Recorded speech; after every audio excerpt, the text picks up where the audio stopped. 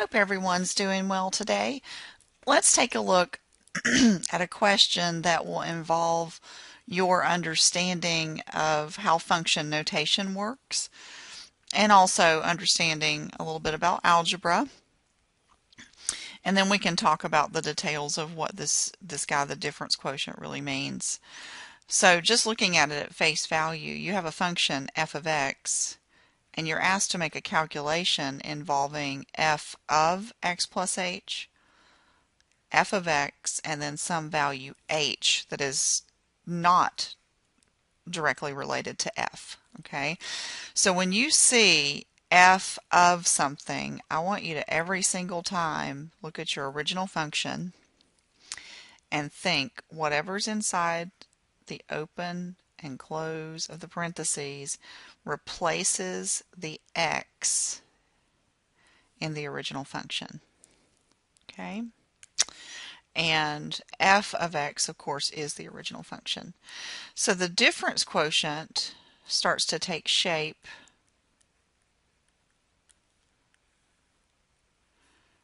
and look like this kind of calculation. So the numerator is now 9 divided by x plus h minus 9 divided by x, and then all divided by h. So the question asks you to simplify this to an expression that makes sense when h is 0. Well, as long as h is in the denominator, it's not going to make sense if h is 0. So you need to ask yourself the question, is this, are we able to cancel the h algebraically? If so, then we should take care of the problem about h not being 0, okay, or not having the possibility of h be 0, causing a problem, I should say. Okay, so let's look at this. If we do a little algebra, in the numerator you can see that the two terms are different fractions, but you can multiply their two denominators to get a common denominator. Now, I want you to notice that what you're actually doing to the first one is you're going to need to adjust it by multiplying by x over x, and to the second one, x plus h over x plus h. You want to make an equivalent fraction. So your new numerators will be 9x for this first term and 9 times the group x plus h for the second term. Okay, now this fraction that's in the numerator portion, all of this set of fractions, dividing by h is the same as multiplying by 1 over h. So I can take what I had in the complex fractions numerator and I can clean it up a little bit. Notice I'm distributing the negative.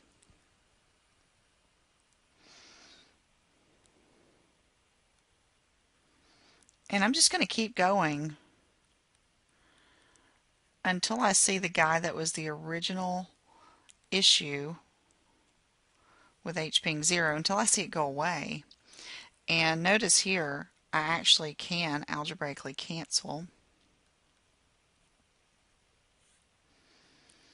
If I were to let h equal 0 in this last expression, then I can see that my denominator would not entirely be 0. Only this part would 0 out. So I'd be left with something basically in the denominator. Okay, and so that's what you're looking for.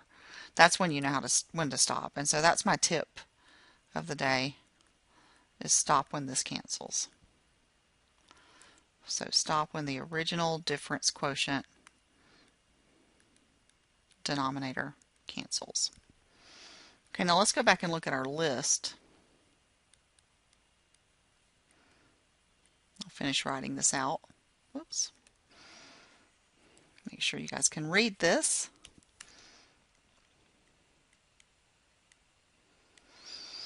Okay, so either one of these expressions is fine. So let's see.